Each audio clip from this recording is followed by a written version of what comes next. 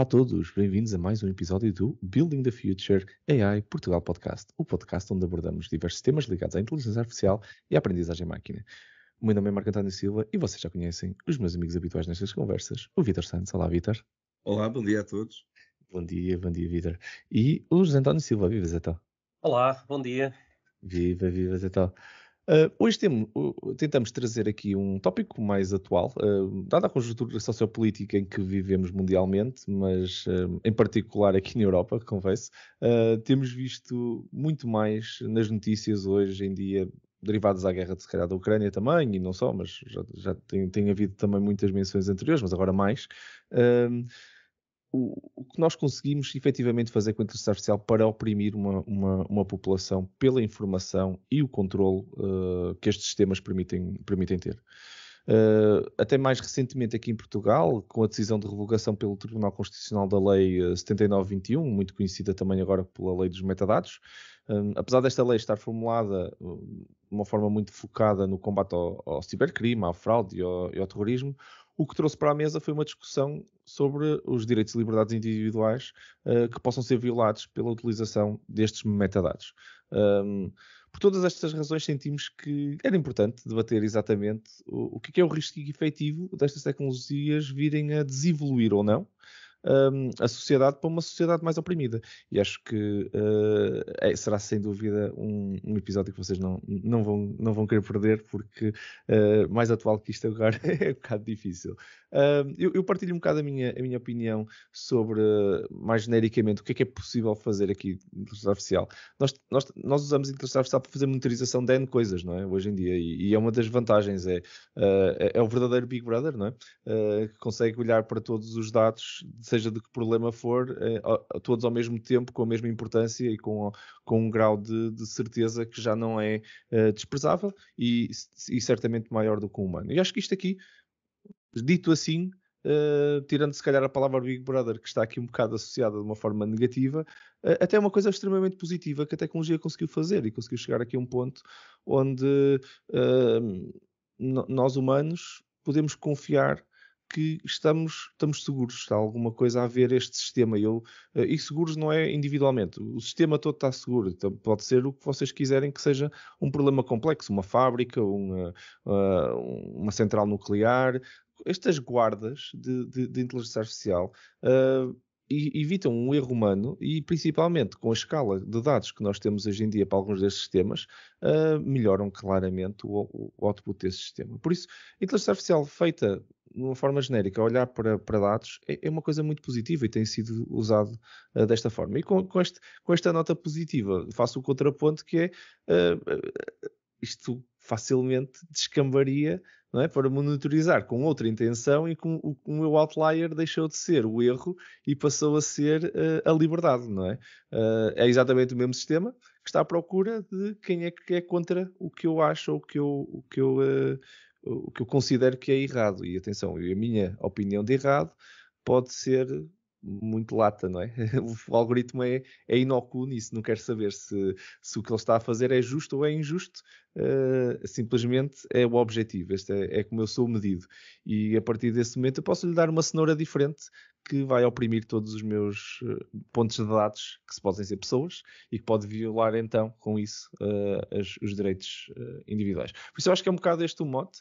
A tecnologia, na minha opinião, não é quem está errada, ela simplesmente lhe deram a cenoura A ou B e uma é melhor para a sociedade e outra, se calhar, não é tão boa para a sociedade, é melhor para o indivíduo que decidiu pô-lo lá.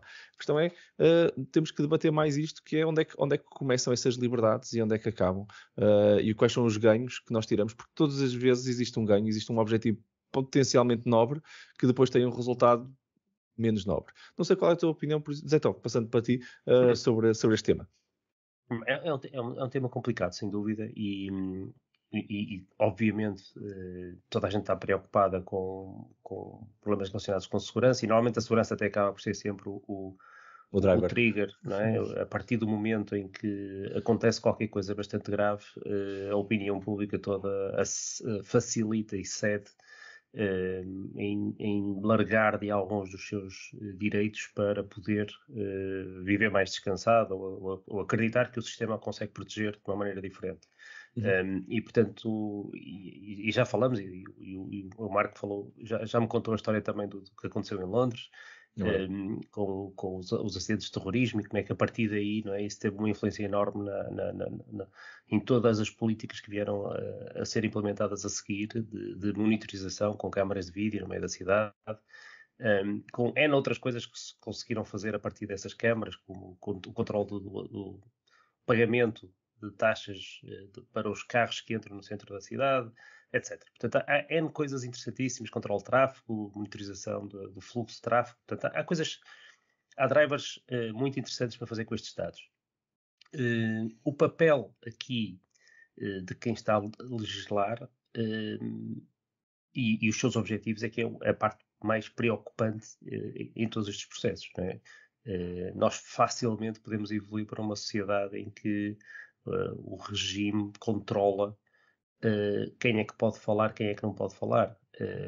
E nós temos exemplos mesmo neste processo hoje em dia das diferentes instituições, diferentes canais de televisão que tentam fazer o escrutínio da verdade, não é? Com os programas para esclarecer se determinado post ou determinada campanha era verdadeira ou falsa, não é? Se uma afirmação de um político era verdadeira ou falsa, às vezes eles não chegam a acordo uns com os outros e, portanto, se calhar um dia vamos ter aqui grandes disputas e grandes argumentos na praça pública entre os responsáveis de cada um destes projetos a debaterem uns com os outros e bipolarizarem-se em público à volta de argumentos sobre o que é que é verdade, o que é que não é verdade. E, portanto, tudo isso é um folclore muito interessante e nós podemos olhar para isto muito pela ótica da política, mas nós como tecnólogos, né, temos que olhar para isto também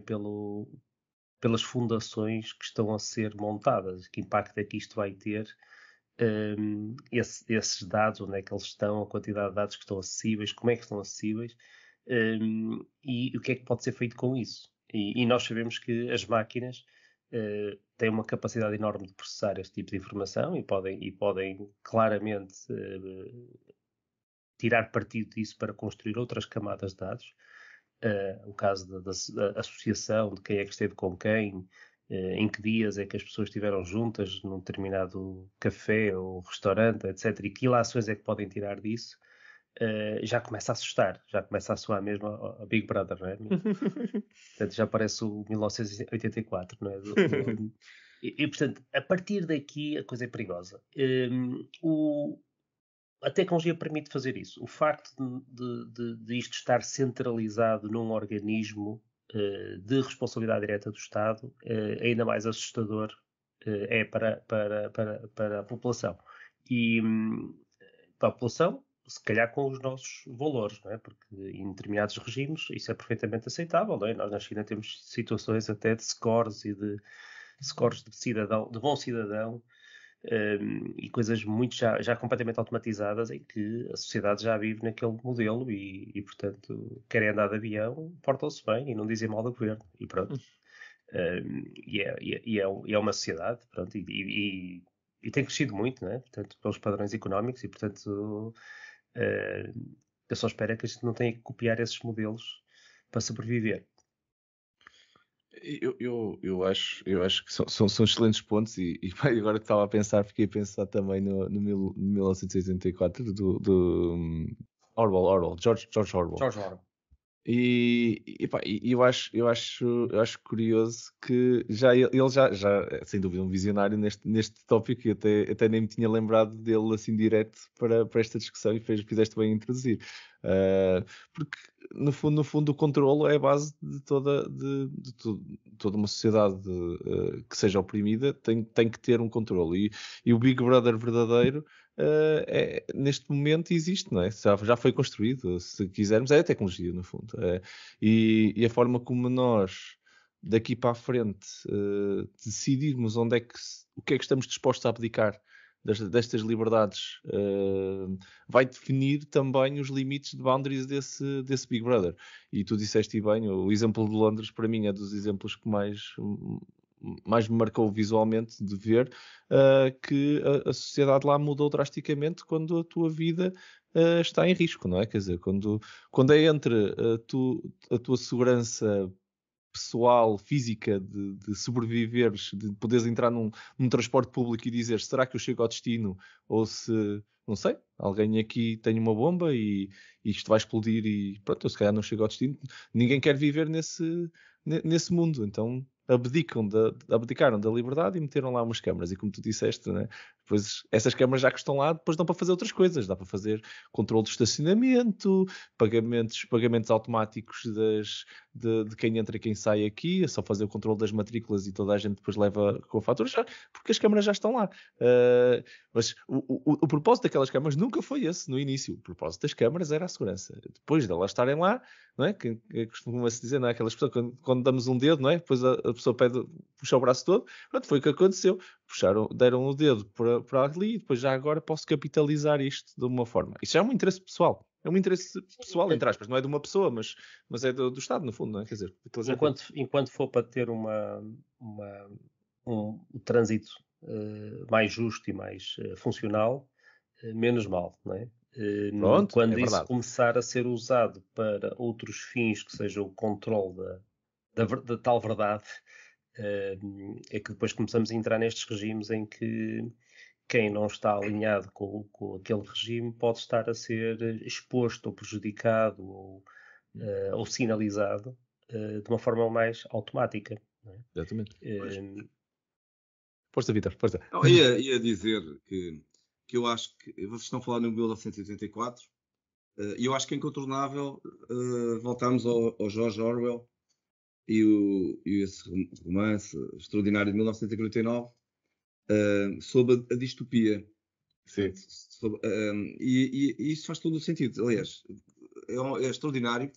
O 1984 é um romance sobre distopia, portanto, sobre a opressão. Não é um romance sobre inteligência artificial. Exato. Certo. É um romance político, portanto, que tem a ver com a opressão, com a ideia do tal Big Brother que monitorizava, não sei se lembram do Winston Smith, penso que se chamava Winston Smith, e da sua polícia do pensamento, ou o Ministério da Verdade. O Ministério da Verdade era isso, exatamente. É o Ministério da Verdade, assim é que está certo, não é? Portanto, mas havia aqui uma ideia muito interessante no George Orwell, que era de, antes do cidadão se rebelar contra o opressor, portanto o Big Brother, não é? Já tinha sido antecipado, portanto, já se tinha previsto.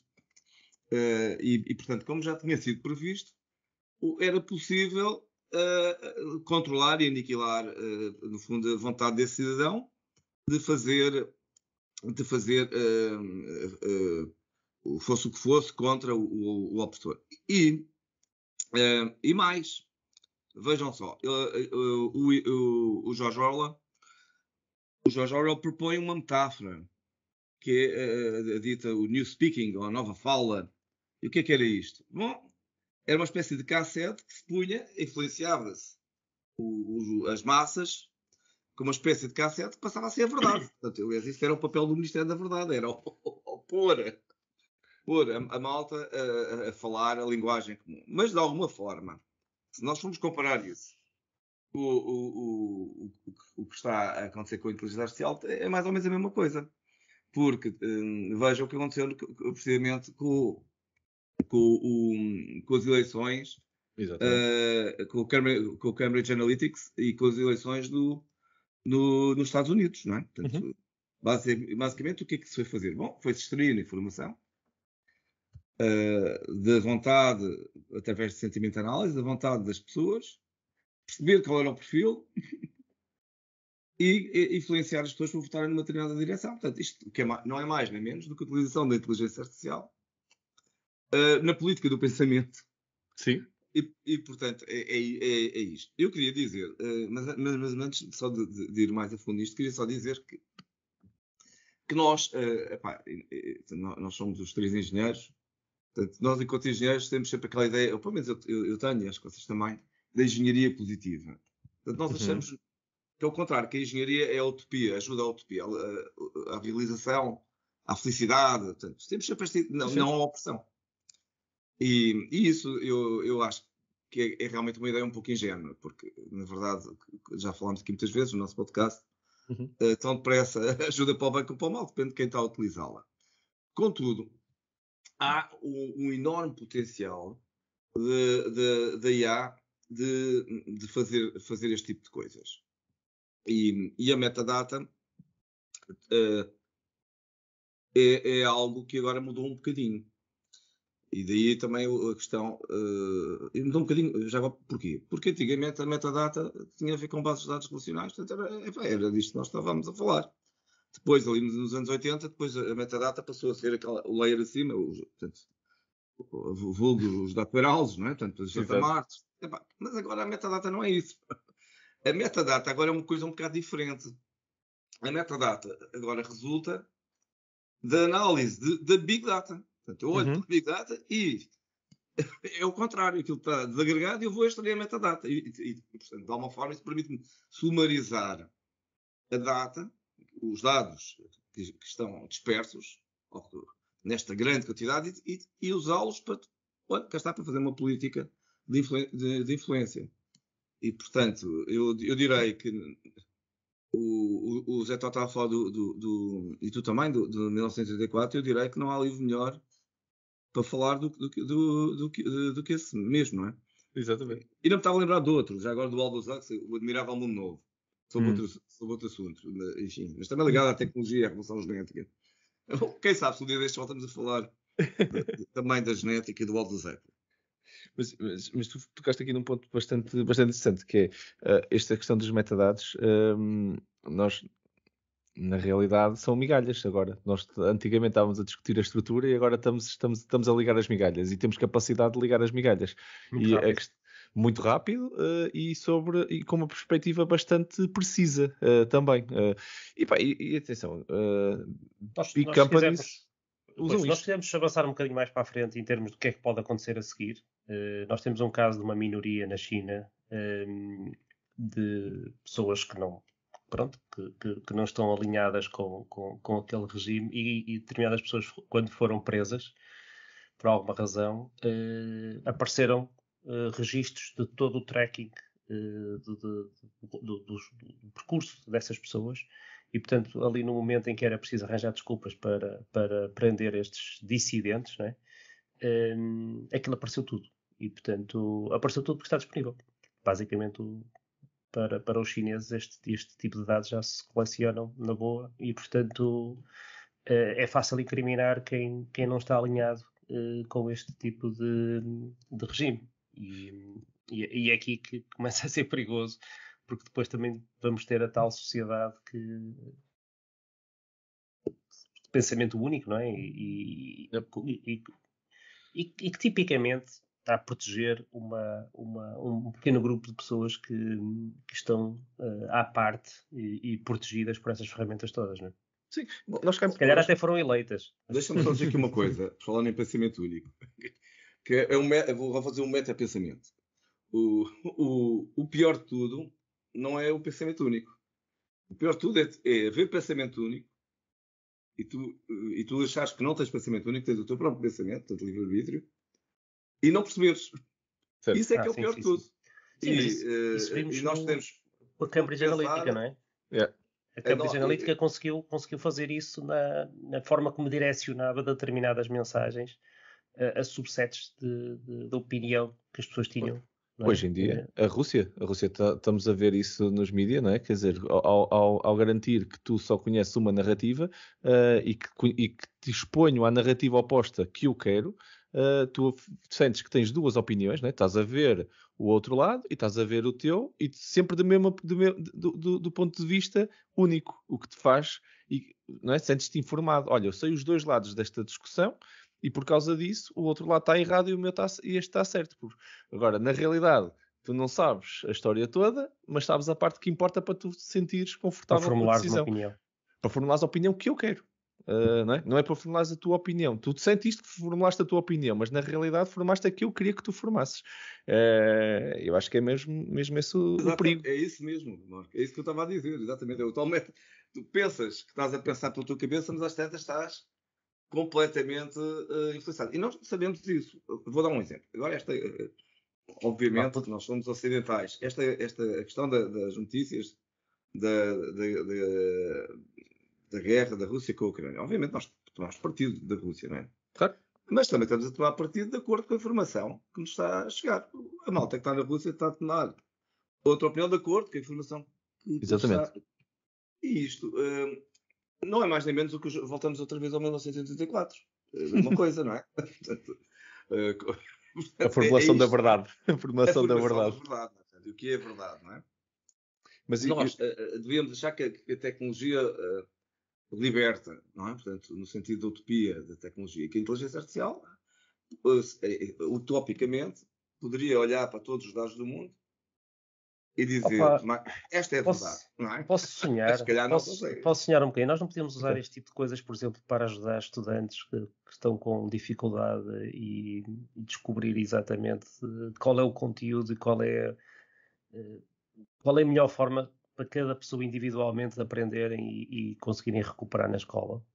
Claro que sim. Eu acho que assim, as empresas já usam isto também com propósitos completamente diferentes. Por exemplo, as recomendações que nós recebemos são exatamente uma forma de filtrar um catálogo infinito de produto, teoricamente muito grande, que eles querem te vender o teu produto, porque se tu andas lá perdido, não sei se vos acontece, mas o catálogo, por exemplo, do Netflix tem lá séries e filmes que nunca mais acaba. Se eu quiser ver alguma coisa e tiver que andar a pesquisar, se eu não sei o que é que quero, eu preciso de recomendações, porque caso contrário eu vou andar no catálogo durante 2 horas e no final não vi nada. E isso não é o objetivo. O objetivo é eu rapidamente começar a consumir conteúdo, porque senão cria uma frustração na minha experiência. Isto tem a ver com também o facto de antigamente nós íamos ao cinema ver e havia uma sala de cinema que passava um filme. Depois começaste a ter muitas escolhas e agora tens imensas escolhas. Precisas de alguma forma de filtrar isso. O exemplo que tu estás a dar é um bom exemplo disso. Antigamente tínhamos 10 alunos numa sala de aula. Agora temos 30, tender para 40 e se calhar mais, não é? Que vamos ter aqui uma crise de professores num futuro breve. E precisas de outros métodos de escalar. Porque neste momento o ritmo é este, a velocidade é esta. Eu acho que a tecnologia veio responder a uma necessidade que a sociedade tem. Mas tal como outras tecnologias no passado, e citando Oppenheimer, que pega e diz, sem querer, não é? Destruíste tudo, não é? I am death, destroyer of worlds. Mas ele nunca quis ser isso. Ele nunca quis chegar àquele ponto. Eu acho que o que o Vítor estava a dizer, e acho que nós estamos aqui também a discutir, é se calhar a tecnologia está num ponto onde é possível fazer. Eu acho que estamos a convergir os três nesta conclusão. É perfeitamente possível o 1984 acontecer neste momento. Não há limitação. Se calhar há uns anos atrás, fazer esse departamento da verdade era muito complicado. Não havia forma. É demasiadas coisas. Hoje em dia, é só ter os algoritmos certos a correr e passar as leis certas e de um momento para o outro. E já agora, não era preciso muito. O exemplo de Londres é bom e mau. Falamos aqui um bocado numa ótica positiva, enquanto ainda não senti que aquilo tenha sido explorado. Pelo menos enquanto eu vivi lá, não senti isso. E ainda sempre que visito lá, não sinto que estejamos nesse modo opressivo. Contudo, prova uma coisa, que é nós estamos disponíveis para abdicar das nossas liberdades muito rapidamente face a uma situação daquelas. E isso quer dizer que é exploitable. Quer dizer que há uma maneira de explorarmos a estrutura social que nós temos hoje em dia, com a pirâmide de valores que nós temos, que é uma pirâmide perfeitamente válida. A vida está no fundo da pirâmide e depois vêm as outras coisas todas, mas não interessa para nada. Nós temos as liberdades e as coisas todas se saímos à rua e pronto, e não sabemos se chegamos ao nosso destino. Eu percebo esse princípio, porque eu próprio bebia dessa fonte rapidamente, não é? Se o medo é não posso sair de casa, ou se saio, eu nem sequer sei se em casa estou seguro, não sei onde é que vou estar seguro, porque há terrorismo em todo lado. Se calhar estava disponível para abdicar de algumas liberdades para ter alguma segurança, no fundo, não é? O que é que vocês acham? Acham que isto inverte rapidamente? Eu sei que nós temos criado temos adotado estas leis, o GDPR, supostamente para nos proteger desta questão do tracking do spam de marketing, mas na realidade o que tornou foi toda a web de conteúdos hoje em dia é uma experiência horrível. Eu acho que as pessoas que criaram a internet nunca pensaram que no futuro, neste futuro, não é? Para ler uma notícia nós tínhamos que carregar em não sei quantas janelas que fazem pop-up em cima do ecrã e depois nos telemóveis aquilo depois, nem sempre as aplicações funcionam direito e portanto temos uma experiência horrível de tentar andar a furar pelo meio do conteúdo e aceitar janelas e confirmar, portanto, porque essas empresas precisam da evidência, não é? Que a pessoa aceitou ser tracked e portanto lá está, mais uma vez, isto era uma coisa para nos proteger e no fim as pessoas fazem ok de uma forma cega porque querem ver, sei lá, uma fotografia de uma celebridade qualquer, apanharam um clickbait qualquer e querem clicar naquilo e apareceu uma janela à frente e a pessoa nem leu e fez ok e siga para a frente. Uhum. E portanto estragamos a experiência, as pessoas também não perdem o tempo, não têm o cuidado de perceber o que é que estão a aceitar e portanto aquilo se calhar não está a fazer o efeito que devia ter. Uhum. O que é que tu achas, Vítor, daqui da capacidade legal e efetiva de se estamos aí na direção certa? Por acaso, eu do GDPR... Olha, eu acho que a legalidade, portanto, nós somos um Estado de Direito e temos leis, não é? Mas e o GDPR, enfim, veio pôr formalmente alguma ordem na questão dos dados. Agora, dito isto, toda a gente sabe que as leis são para ser contornadas. E também... mas aí é que está o problema. É o que se diz, pelo menos, não é? Uns têm dinheiro para contornar isso tudo. Há sempre um bem maior, não é? E ainda para mais, as leis provavelmente são contornadas, em particular as leis da privacidade, claramente são contornadas pelos serviços de informação. Não há mais pequena dúvida, mas alguém tem dúvidas sobre isso. Mesmo os portugueses, os serviços de informação portugueses, portanto. Então, mas tu achas que... Este assunto está para além do GDPR. Acho que o GDPR não se aplica aqui. Vamos ser práticos, Vítor. Vem aí o Ministério da Verdade e vai atribuir selos aos sites. Portanto, o nosso blog vai precisar de um selo, senão nós não podemos difundir. Atenção, não estamos autorizados a fazer comentário sem ter o selo de... Eu acho que é mais sútil do que isso. Eu acho que é bastante mais sútil do que isso, porque a maneira... isso seria a censura, digamos, do antigo regime. Levavas um selo daqueles vermelhos a dizer censurado, portanto acabou.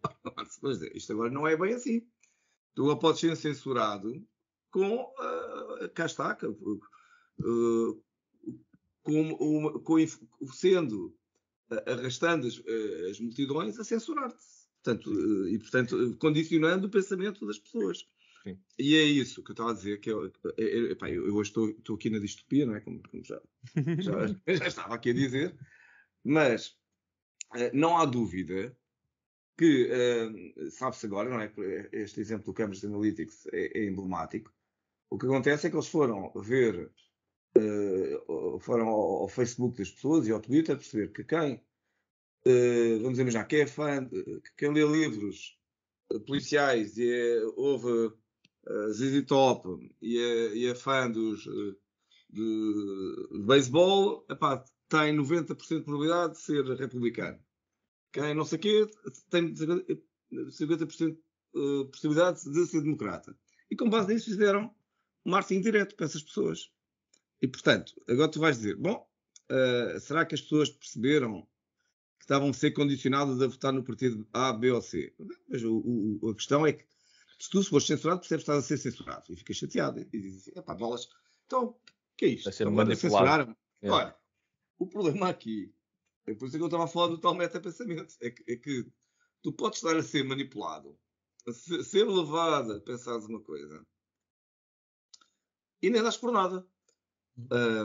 E, portanto, isto inverte um bocadinho a visão que eu estava há bocado a defesa da engenharia positiva. Isto devia ser o contrário. Por exemplo, nós deveríamos utilizar a inteligência artificial e, em particular, extração de metadata, por exemplo, para detectar fake news. Não é? Não para alimentar fake news. Isto, digo eu, não é? Mas a verdade é que pode ser feito precisamente as duas coisas, não é? Portanto, tu podes usar a ideia de extrair a metadata para perceberes, e notem que não é só sentimento análise, pode ser sentimento análise para perceberes o que é que as pessoas estão a querer, não é? Mas a questão é que também pode ser usado para controlar as pessoas, é pura verdade, não é? Uhum. E nós temos alguma ideia que alguns regimes totalitários, sabemos isto, que alguns regimes totalitários tendem a utilizar esta tecnologia para controlarem, para monitorizarem o que é que as pessoas estão a fazer, e depois para controlarem a comunicação e, para, no fundo, para influenciarem as pessoas. São menos diretos, muito mais úteis do que uma censura pura e dura, não é? Portanto, pum, agora cala-te. Se calhar nós estamos aqui a falar é que estas sociedades precisam de várias estruturas de poder independentes para existir um governance parte a parte, não é? Isto é como nós elegermos políticos, mas existir uma justiça independente da política, que em última instância até pode prender um primeiro-ministro, não é? E nós acreditamos que se a sociedade funcionar, este grupo de pessoas que têm responsabilidades maiores não estão automaticamente protegidos do resto dos sistemas. E, portanto, se nós estamos aqui a falar de uma capacidade de formular opiniões, de difundir a verdade, etc., se calhar estamos a falar de toda uma infraestrutura que precisa também de ser independente. No fundo, quem é que vai estar a controlar o algoritmo? Quem é que controla as bases de dados? Okay, porque é isto que nós estamos aqui a discutir hoje. Mas depois quem controla a base de dados? Ora bem, portanto, nós estamos aqui a falar da lei dos metadados e do tracking. Não é? O tracking é feito como? É à custa dos operadores de telecomunicações e das redes sociais, etc., que são obrigados a guardar essa informação, ou essa informação é enviada para o tal Ministério da Verdade para arquivo futuro, ou outro sistema. Portanto, como é que isto é feito? Quem é que nos protege do uso indevido dentro desses ambientes? Não é? Portanto, neste momento, os operadores de telecomunicações são obrigados a guardar determinado tipo de informação, e quando há uma ordem de tribunal, então é feito o pedido para esses dados serem transmitidos à polícia. Se isto passar a ser uma coisa centralizada em que é arquivado tudo numa entidade que depende diretamente do governo, se calhar estamos a criar aqui uma coisa desequilibrada em que não há hipótese nenhuma de governance, de contraditório, de disputa. Não é? Isto é um bocado como controlar os juízes. A partir do momento que os políticos controlam os juízes, podem controlar todo o processo de decisão dos casos que lhes tocam. São inimputáveis. Passam a ser inimputáveis, exatamente. Claro. Isso é um dos problemas. Mas, por acaso, tu agora tocaste noutro... Estou a pensar num ministro que se envolvido num acidente de automóvel e que os funcionários dele fizeram levantamento da ocorrência, não é? Os polícias que apareceram dependiam diretamente dele. Portanto... Não sei o que é que vai acontecer, o que é que aconteceu nesse processo, mas se calhar não aconteceu nada, não tenho ideia. Mas é assim, não quero tecer comentários. Mas efetivamente... Aliás, eu tenho que pensar que nós estamos a gravar, já vamos no 47º episódio, não é? Portanto, tudo isto é público. Um dia isto vai ser analisado por um algoritmo da AI para nos atribuir um selo. E, portanto, todos censurados. E nesse dia podemos deixar de poder falar, porque, pronto, há 20 anos atrás dissemos uma coisa que não devíamos ter dito. Exato. Mas a realidade... Agora é mentira. Agora passou a ser mentira. Foi censurado. Não, mas tocaste aqui num ponto bastante importante, que é... estes algoritmos precisam dos dados. E neste momento, uma das seguranças que nós temos, e eu acho que as pessoas não reparam nisto, é que, por enquanto, o propósito da existência destes metadados, tirando um ou outro caso, como o Cambridge Analytica e outros que tais, tem um propósito económico e financeiro, para o qual até nos serve também bem. somos uma sociedade que tem uma base ainda relativamente grande consumista, não é? Por isso o capitalismo ainda... Podemos ser mais ou menos capitalistas do ponto de vista da orientação política, mas é uma sociedade que assenta sobre o capitalismo relativamente forte. Por isso, por enquanto está equilibrado. Isto é, a direção da balança e a utilização do algoritmo não está apontado ou calibrado na direção política e polarização da sociedade. Again, tirando algumas aplicações que já foram feitas no caso de Cambridge Analytica e outras parecidas, mas ainda não são a maioria. Porquê? Porque o interesse continua a ser só financeiro. Eu quero vender mais, eu quero vender publicidade. Tipicamente, e agora já falando o grande comércio de metadados é para publicidade, é para eu te pôr o anúncio que vai ter mais cliques, que me vai dar mais compras e toda a gente está muito interessado nisto. Mas a diferença para as notícias... Sim, na China é um social score. Já é diferente. É o teu social score individual perante o governo. Isso é uma coisa muito mais preocupante. Porque centraliza. Porque aí está, a questão é, quando os dados todos estiverem num lado e não estejam só os dados das redes sociais num sítio a servir as redes sociais, porque são eles que vendem depois a utilização destes metadados. Eles não estão a vender os metadados, estão a vender a utilização desses metadados. Por se eles venderem os metadados é dar o ouro ao bandido, não é? O que eu tenho mais valioso é os metadados. Se tu queres fazer publicidade, tens que me pagar a mim para eu fazer, não te vou dar a ti os metadados, senão depois tu fazes o que tu queres e nunca mais me vens cá. Eu não faturo mais nada contigo. Eu quero que tu venhas cá muitas vezes, sempre que quiseres fazer publicidade, sabes que é comigo que tens que falar. Dito isto, o que eu acho que as pessoas não entendem é que cada empresa destas está a fazer o seu silo, como tu estavas um bocado a definir, não é? Tem os seus silos de metadados. Agora, se isso depois vai parar a uma entidade, os algoritmos que nós conseguimos fazer centralizados são muito diferentes. Se eu começar a ter o tracking dos telemóveis Android todo do mundo e dos iPhones todos do mundo num único sítio, eu consigo já relacionar basicamente praticamente as posições de todas as pessoas no mundo. E agora já consigo saber, neste dispositivo que está a correr desta pessoa, estão aqui as redes sociais todas, e eu consigo ver o footprint online.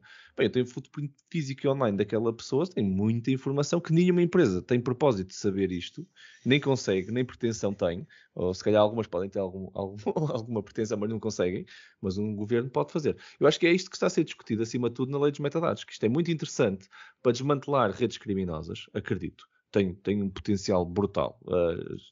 Quanto mais não seja, foi ficcionado muitas vezes nos filmes. Mas será que, a partir de que momento, não é que essas redes criminosas... como é que nós legislamos isto? A partir de que momento é que essas redes criminosas são só o único alvo, não é? E quanto dano colateral é que existe para isso? Voltando à questão da bomba atómica, não é? Aquilo era o grande objetivo daquilo é destruir, mas depois há muito dano colateral naquilo, não é? Aquilo cai num sítio, mas depois tudo o que está à volta fica inutilizado não sei quantos anos. Será que vale a pena? Será que não estamos a construir uma bomba atómica que quando explodir a gente vai olhar para trás e vai ver o aftermath durante não sei quantos anos para reconstruirmos um Estado de Direito normal e justo? Não sei. Eu sinceramente tenho algum receio que isso seja o caminho. Mas partilho da engenharia positiva do Vítor, ok? Eu sou um eterno positivo nessas coisas. Eu acredito que não há maldade nas coisas. Depois as coisas acontecem. Mais vale isso, não é? Mas atenção que são estas ferramentas que nos ajudam, ou que podem ajudar a detectar que um miúdo está prestes a cometer suicídio ou matar os colegas todos da escola, não é? Positivo, sim. Isso mas olha, deixa-me só, já que falámos do 84, deixa-me falar aqui de outro romance.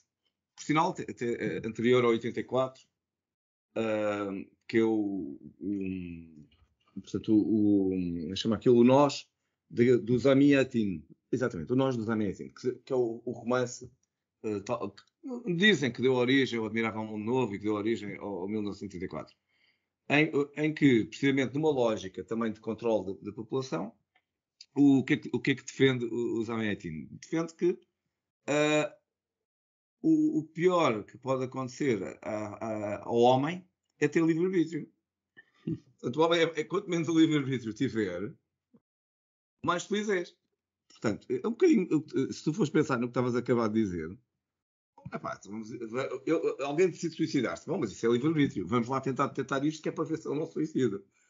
Bom, mas podes dizer isto depois ao juiz ético, não é? Por isso é que eu escolhi o exemplo de matar os colegas da escola antes de se suicidar. Isso é que é pior. Mas acho que as duas situações são graves, mas de qualquer maneira... Esse argumento precisamente é o argumento do Estado. Uhum. Não é? Neste momento é esse, até. Vamos lá controlar aquilo do livre-arbítrio. E é precisamente o argumento da tecnologia. Neste romance, nós estamos, este o Nós, depois mais tarde em 1984, depois mais tarde o Nova Utopia, portanto, todo este tipo de romances em que há esta ideia de que o Estado controla o cidadão, por trás disto está sempre a ideia para um bem maior. E no limite, paradoxalmente, o cidadão é oprimido com a ajuda da tecnologia do Estado, que tem a tecnologia para a felicidade do cidadão. Estás a perceber? Portanto, este é que é o contrassenso. E, portanto, quando nós estamos a pensar nesta ideia de inteligência artificial para olhar para os dados, controlar os dados, não, obviamente, nós queremos estar mais seguros, não é? Claro. Bom, mas desde que o polícia não seja um bandido. Tu sabes se o polícia é um bandido? Nós não sabemos bem. Sabes se o polícia tem segundas ou terceiras intenções? Bom, também não sabemos bem, não é? E até por cima disso, que é, será que o chefe do polícia, não é? Depois não vai comandar o polícia na direção de fazer alguma coisa menos positiva? Já está lá, não é? A ferramenta está lá. Como é que a usamos é uma decisão individual. Estamos a chegar à questão de quem é que controla quem, não é? E se existe a estrutura funcional para equilibrar essas estruturas, não é? Quem é que controla os juízes, quem é que controla os políticos, quem é que controla a polícia, quem é que controla os militares, não é? Yeah. E todas estas estruturas acabam por ter as suas próprias, os seus sistemas judiciais para equilibrar e para garantir que que não há este caminho sem retorno dessa estrutura se tornar inimiga ou usar esse poder, essa responsabilidade para controlar os outros. Uhum. E aí é que se criam estes desequilíbrios, não é? Mas acho que também estamos a convergir que isto é uma realidade, ok? A decisão tem que existir porque a tecnologia já existe, não é? Se algures vamos ter que montar essa estrutura em breve de uma forma justa e preferencialmente não opressiva. Deixa-me agora aqui puxar a brasa à minha sardinha, só para dizer que é precisamente por causa disso que nós temos um grupo informal de discussão de inteligência artificial e democracia. E uma das coisas que há várias maneiras de perceber como é que a inteligência artificial pode ajudar ou desajudar a democracia, mas uma das coisas é precisamente na questão da transparência, porque isto tudo resolve-se se houver transparência, o que é muito difícil. Começa logo pela transparência dos próprios algoritmos, porque os donos dos algoritmos não querem precisamente que os algoritmos, na maior parte dos casos, portanto, são os algoritmos que respondem a patentes. São propriedade intelectual, portanto, eles não querem divulgar os algoritmos. E depois, também aqueles assuntos todos que nós falámos, dos dados, que dados, não é? E, portanto, obviamente que temos aqui um problema que eu acho que vai sempre existir, porque depois podemos ter níveis de monitorização, portanto, já que temos uma autoridade a controlar isto, mas depois temos que ver quem é que controlava a autoridade, e por aí fora, não é? Portanto, poderíamos entrar aqui numa coisa infinita. Mas não há dúvida que a questão da transparência e da inteligência artificial é muito importante. E, portanto, quando nós vamos na direção, também já discutimos aqui muitas vezes no nosso podcast, de alguma obscuridade, sobretudo na parte de algum tipo de machine learning, em particular o machine learning baseado em redes neuronais artificiais, nós estamos a distanciar-nos do problema da transparência. Não é? Eu tenho uma recomendação para fazer. Força. Que basicamente é assim. Vocês recordam-se daquela altura em que deu uma polémica muito grande, porque houve uns funcionários das finanças que foram apanhados nos logs a consultar a informação fiscal do Passos Coelho. Lembram-se disso? Não, pá, lembro-me De vagamente, uma sim. polémica na Eu altura, lembro porque é que disso. havia tantos funcionários que estavam a fazer consultas de um cidadão, neste caso era o primeiro-ministro, e portanto houve uma série de funcionários que, por curiosidade, obviamente, não é? Porque não deviam estar a fazer o trabalho deles, foram consultar ou foram pedir informação aos sistemas informáticos, isso ficou registado. Porquê? Porque havia um set de entidades VIPs, não é? Que se fossem consultados os dados dessas operações VIPs, desses cidadãos VIPs, aquilo ficava registado nos logs. E, portanto, isto é uma celeuma enorme. Porque é que havia VIPs, porque é que não havia VIPs, etc. Nós na informática chamamos a isto um honeypot, não é? É o pote de mel. O senhor provavelmente estava nessa lista não por ser o primeiro-ministro, mas porque são aqueles que são interessantes para apanhar quem é que anda a fazer este tipo de utilização. Portanto, pegando neste paralelismo, e eu não considero isso errado, portanto, nós na tecnologia devemos fazer este tipo de coisas Claro. exatamente para descobrir quem está a fazer uso indevido da sua responsabilidade. Portanto, o facto das pessoas terem permissões, por trabalharem no Ministério das Finanças, o facto de terem permissões para consultar os dados financeiros de qualquer cidadão, não quer dizer que o devam fazer para uso pessoal. Nem podem. Seja para passar informação a jornalistas, seja para passar informação aos seus amigos do seu partido, seja para passar ao seu cônjuge, não interessa. Aqui a questão é, as pessoas têm uma responsabilidade grande, porque têm permissões muito altas, não é? E não têm que andar a escarafunchar os dados financeiros, seja do vizinho, seja de um inimigo, seja de uma pessoa até que querem chantagear. Portanto, estes sistemas devem existir. E, portanto, se nós fizermos um paralelismo disto para esta questão dos metadados, a questão que se coloca neste momento é, ok, os dados têm que ser, vão ter que ser guardados, ou têm que ser guardados neste momento para este tipo de utilizações. Eu gostaria mesmo é que o acesso a esses dados, o tipo de queries que são feitas e quem as fez, também ficassem metadados. E isto é que é importante para uma questão de transparência. É nós podermos dizer assim, ok, os meus dados foram processados por quem, em que alturas, a propósito de quê? Eu quero saber quais são as entidades que andam a pedir informações sobre o meu tracking, a perceber o que é que eu andei a fazer neste fim de semana. Tu tens isso, por exemplo, na saúde, e acho que é interessante se aqui em Portugal implementaram isso. Se qualquer pessoa visitar a minha ficha médica, Fica registado. não, eu recebo um SMS, eu subscrevi Ainda melhor, essas ainda melhor. notificações. Eu Claro. neste momento recebo um SMS quando vou a qualquer serviço de médico e que alguém abre a minha ficha e eu automaticamente sou informado que aquele médico abriu a minha ficha. Eu, É isso. de vez em quando ainda estou notificado dentro da sala, mas se por acaso acontecer de eu estar fora daquela sala e alguém esteja a consultar a minha ficha médica, também vou ser notificado. E se eu não conhecer o médico, vou questionar porquê, não é? Porque é que este médico está a consultar a minha ficha, o meu historial médico? O que é que ele está a fazer? E se calhar até está a fazer um pedido de opinião do meu médico para ele, mas eu vou saber qual é a root, não é? A root cause para justificar aquilo. Caso contrário, a minha privacidade foi violada. E isso é o caminho para daqui a algum tempo tu receberes um SMS a perguntar se estás disposto a facilitar os teus dados para um estudo e até podes até ter um benefício financeiro por participar nesse estudo. Pode ser porque tu queres voluntariamente ceder os teus dados para essa investigação ou porque estás disposto a vender os teus dados e ganhar algum com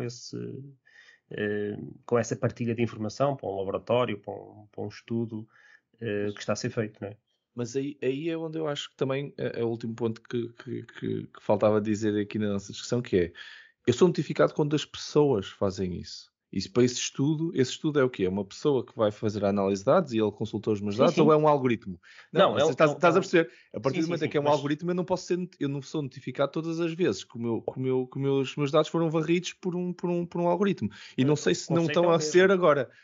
Pois, mas o conceito é o mesmo e aquilo que deve existir, e era aqui que eu queria chegar, é esta questão dos metadados passarem a ter um tipo de governance em cima do acesso a esses dados que também põe em xeque essas entidades que podem fazer abuso dessa informação. E tu falaste um exemplo muito bom que é a saúde, não é?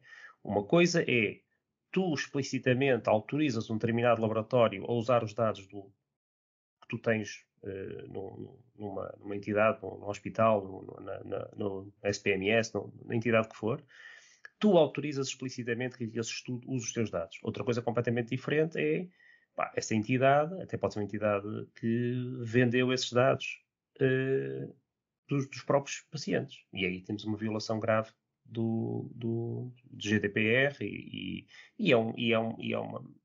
vai perder a confiança dos cidadãos, não é? Porque uma entidade que faça uma coisa dessas pode estar a ceder a tua informação que te vai prejudicar, por exemplo, num seguro mais tarde. Uhum. Mas eu aí percebo, porque há o interesse económico e se calhar seja até o primeiro passo, muito facilmente, de eles começarem a fazer isto, as empresas que têm esses metadados. Mas o meu tema aqui é que eu acho que o algoritmo em si não está...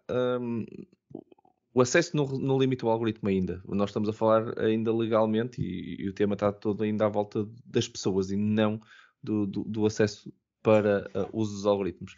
Mas se for bem feito, pode ser exatamente a mesma coisa. Que aquele algoritmo tem que pedir um role, tem que ter uma authorization para consultar aquela informação. Mesmo que seja um algoritmo tipo de AutoML, que vai consultar aquilo milhares de vezes durante o próximo mês.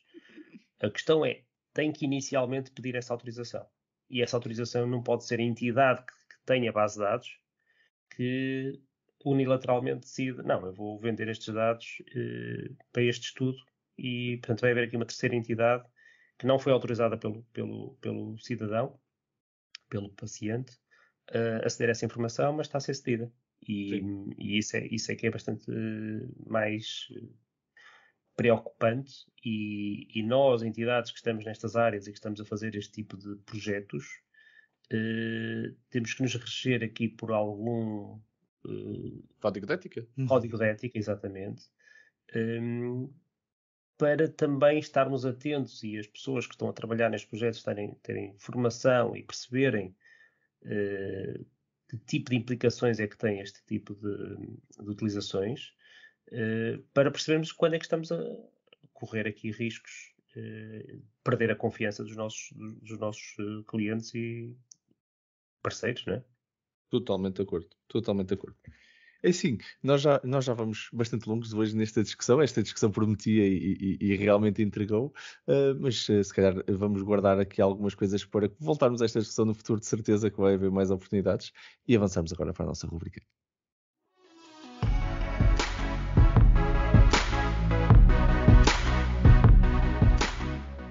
Bem-vindos à nossa rúbrica AI News, o segmento que faz parte do final dos nossos episódios, onde cada um de nós vos traz uma notícia ou link que de alguma forma achou que relevante e que partilhamos convosco os nossos comentários. A ideia aqui é partilhar convosco mais conteúdos sobre inteligência artificial, por isso os links ficam todos na descrição deste episódio, onde podem clicar e depois seguir e ler na íntegra estas coisas que nós estamos aqui a partilhar convosco. Por isso, Zé Tó, passo-te a palavra a ti para abrir a nossa rubrica hoje. Força! Olha, o artigo que eu trago aqui é sobre uma afirmação, há cerca de um ano atrás, do Brad Smith, um dos vice-presidentes da Microsoft, e é uma pessoa que eu gosto muito de ouvir. Eu acho que ele já esteve cá em Portugal até no Building the Future, não este ano, no outro ano, e é uma daquelas pessoas que é muito agradável e traz estes temas tipicamente para cima da mesa. Portanto, ética, responsabilidade social, etc. É uma pessoa que tem levantado muitas destas preocupações. E o tema aqui é sobre exatamente o futuro orwelliano, não é? De 1984 pode acontecer já em 2024. E, portanto, ele defende que da forma como a inteligência artificial está a ser usada, nós estamos muito perto de atingir este tipo de monitorização constante e que é importante apoiar estas iniciativas, como o caso da União Europeia está a fazer, para criar ferramentas de regulação que evitem exatamente que a tecnologia de inteligência artificial possa ser usada desta forma para controlar este tipo de social rating, não é, dos cidadãos e criar uma sociedade em que não há livre opinião discordante, não é, do regime onde as pessoas estão a viver. E, portanto, é uma espécie de uma prisão constante que podemos estar a criar. E se olharmos para esta questão, por exemplo, do social rating, não permitir que as pessoas viajem, isto é uma forma de criar uma prisão para aqueles que não estão alinhados com o partido. E, portanto, acho muito interessante e vindo da pessoa que é mais um ponto para a importância deste tema, e obrigado por terem escolhido este tema para hoje. Não, acho que é isso. Não, excelente partilha, Zé Tó, até porque e efetivamente o Brad Smith até vem muitas vezes cá a Portugal, também quase todos os anos do Web Summit ele teve. Exatamente, é isso. Ele até é uma pessoa que muitas vezes fisicamente tem vindo cá a Portugal para partilhar também as suas opiniões. Ele tem uns livros também bastante interessantes e até bastante deliciosos sobre tecnologia e estas questões todas da privacidade e o abuso da tecnologia, por isso é sem dúvida também subscrevo essa opinião. Não conhecia o artigo, mas agora fiquei curioso, vou ler. Obrigado pela partilha. Vítor, passando a palavra para ti, que artigo trazes tu para nós hoje? Olha, não de propósito, parece que alinhámos os artigos. Eu trago um artigo do MIT News chamado Unpacking Black Box Models. E o que é isto, no fundo? Está relacionado até com o tema de hoje, porque é verdade, nós temos sempre falado da obscuridade da inteligência artificial e, em particular, das redes neuronais artificiais. E o MIT desenvolveu, alguns investigadores do MIT, de acordo com este artigo, desenvolveram um modelo matemático que ajuda a explicar as decisões tomadas pelas redes neuronais. Portanto, o modelo baseia-se em, no fundo, identificar palavras que ajudam a formular a decisão, portanto, dentro da própria rede neuronal, e depois permite, inclusive, que o utilizador desta ferramenta, porque isto depois transformou-se numa ferramenta chamada XSum, consigam introduzir regras para retirar, por exemplo, a influência a um determinado parâmetro. Neste artigo, eles dão um exemplo de uma revisão de um filme em que se consegue retirar algumas palavras, por exemplo, se for ela ou ele, e com isso perceber porque é que a rede neuronal está a recomendar ou não que alguém veja um determinado filme. Eu acho que este é um artigo muito interessante numa área que eu acredito que está em crescendo, que tem muitas vezes ainda sido designada pelo Explorable AI. Bom, isto vai Explainable AI. Explainable AI. Assim é que está certo. Ok, e é isto. Olha, já viste o Departamento da Verdade, o Ministério da Verdade um dia vai analisar estas black box e vai dizer que aquilo que é xenófobo ou que tem tendências está enviesado e por aí fora, já viste? Se calhar vai ser preciso pôr selos também nos modelos. Eles depois começam a ter opiniões, né? Eles na realidade não têm opiniões, mas vão formular ou vão ajudar opiniões, é verdade. Obviamente, né? Algumas não vão ser agradáveis porque não são socialmente aceites essas decisões ou esses parâmetros, não é? Estarem a ser usados para classificar. Certo. Seguramente vão surgir alguns bias nestas explicações. Acho que este tema nós vamos voltar a ele provavelmente em breve, porque temos muito ainda por explorar e muito para debater, e acho que é importante esta discussão continuar ativa e como a Vitória disse, ele próprio faz parte aqui de um grupo que está a debater estes temas mais ligados até com a democracia, não tanto só com a privacidade e com a opressão, mas também é uma das vertentes. Por isso acho que é importante continuarmos a manter estas conversas ativas. Ora, da minha parte, eu trago-vos hoje um artigo bastante interessante de um grupo de jovens que em Hong Kong fez uma coisa bastante engraçada. Já tínhamos falado deste tópico e agora começamos a ver cada vez mais, e é engraçado ver cada vez mais jovens a atacar este problema de limpar os oceanos. Então o que eles fizeram foi um pequeno bote automático que anda autónomo, quero dizer, que anda automaticamente a recolher nos portos, neste caso num porto em Hong Kong, recolher o lixo e a catalogar o lixo que está a encontrar.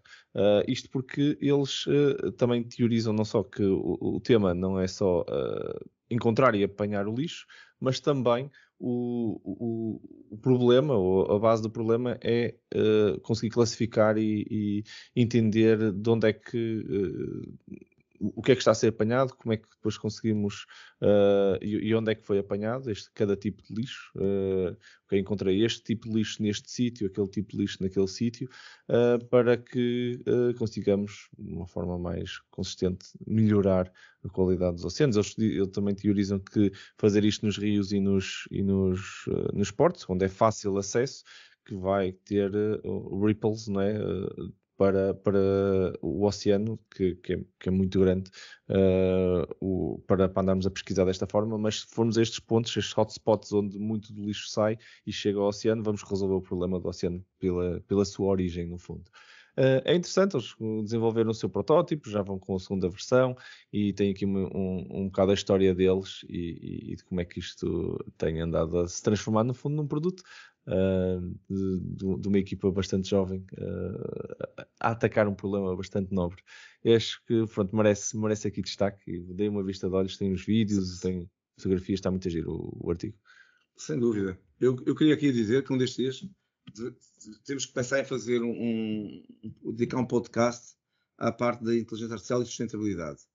É um bom tópico. É um pau de dois bicos, porque da mesma forma que a inteligência artificial contribui para a sustentabilidade, as máquinas que processam estas grandes quantidades de dados têm uma pegada do pior, não é? Portanto, exatamente.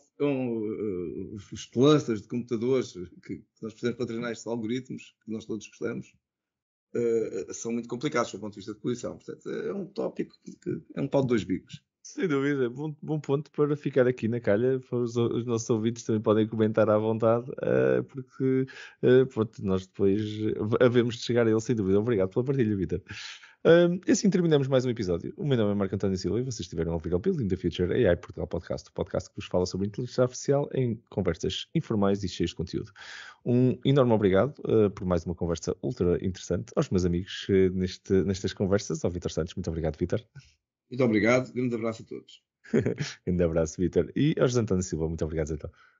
Olha, muito obrigado e disclaimer, eu atesto que tudo que eu disse aqui hoje deve ser verdade, pelo menos para aquilo que é o meu conhecimento, pá, e se mais tarde alguém vier a descobrir algum erro, pá, por favor notifiquem-nos para podermos corrigir os metadados deste podcast, para sinalizar que nem tudo é verdade naquilo que nós andamos aqui a dizer. Muito bom. Um selo de verdade condicional ao feedback das pessoas. Parece-me muito justo. Também é uma forma bastante democrática de chegarmos à verdade. Olha, malta, aos dois, muito obrigado é um prazer enorme gravar estes episódios convosco e claro, muito obrigado a todos que vocês estão desse lado a ouvir-nos, porque é para vocês que nós produzimos este conteúdo e é um prazer contar com o vosso apoio.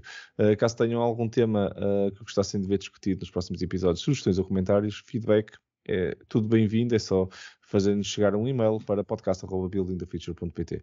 Fiquem atentos para o próximo episódio, nas habituais 2 semanas. Até lá, muito obrigado a todos por estarem desse lado e vamos continuar juntos a ativar Portugal e a construir um futuro melhor com a tecnologia. Obrigado a todos.